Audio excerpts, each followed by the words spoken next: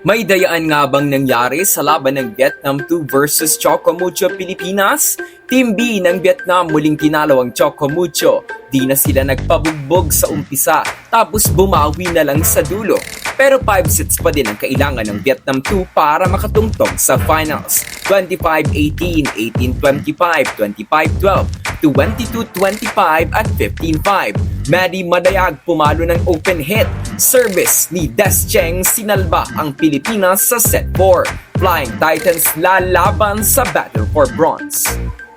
Pero bago yan ka-trending, alam mo bang pwede kang kumita ng pera habang nanonood ng volleyball? Iyan ang hatid ni 1xBet, ang #1 sports betting site ng Pinas. Huwag magpahuli para makakuha ng as much as 6,000 pesos bonus sa una mong deposit. Lalo pa tuloy-tuloy ang V-League at sakto din sa FIBA World Cup. I-click lang ang pinned comment below using your cellphone or laptop at gamitin ang ating promo code na 1xvolleyball. Kaya naman ka-trending, bet responsibly. Sa unang part ng set 1, bahagyang naantala ang game dahil sa rotation error ng Chocomucho na pinagdiskusyonan pa ng Pilipinas at game officials. Kapansin-pansin ngang madaming kinokontest na tawag ang Flying Titans sa referee. Hindi din pumabor sa Chocomucho ang mga rallies matapos silang ma-overpower ng depensa na nako-convert into offense ng Vietnam. Lahat na ginawa ng Chocomucho, pinapalo pa nila ng open set si Maddie Madayag pero lamang pa din ang Vietnam. Hindi makasagot ang Flying Titans, tagilid ang kanilang depensa. Tapos activated pa ang blockings ng Girls in Blue kaya naman nakuha ng Vietnam ang set 1, 25-18. Nang dumating ang second set, tila nakuha na ng Pilipinas ang kanilang rhythm. Kapag si Des Cheng nga ang nasa harap, nakakagawa ng maliit na 2-point lead ang Vietnam. Pero nang mapunta si Rondina sa frontline sa kalagitnaan ng set, ay gumawa naman ng 3 puntos na lamang ang Pilipinas. Sa latter part ng set, tumawag ng check ball challenge ang Chocomucho at makikita na tumama talaga sa blockers ang palo ni Tolentino. Pero no ball touch daw, lalo tuloy naging matimbang ang usapan na naduduga ang Pilipinas.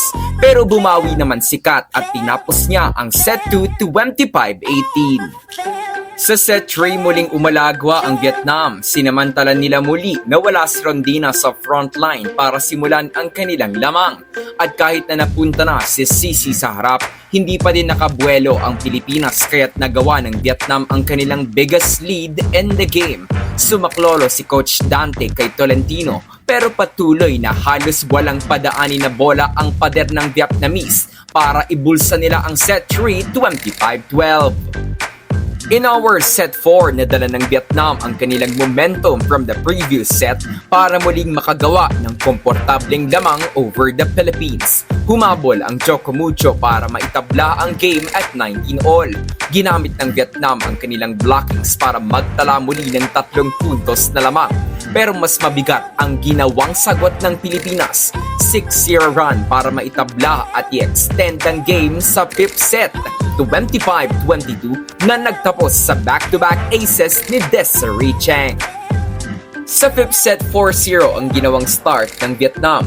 Kahit na gumagawa ng planong makabalik pa ang Pilipinas, hindi na ito hinayaan ng Vietnam at tuluyan nang isinara ang game 15-5. Maaaring may mga missed calls ang game officials, pero hindi natin pwedeng sabihin na nandaya ang Vietnam 2 kaya sila nanalo sa game na ito.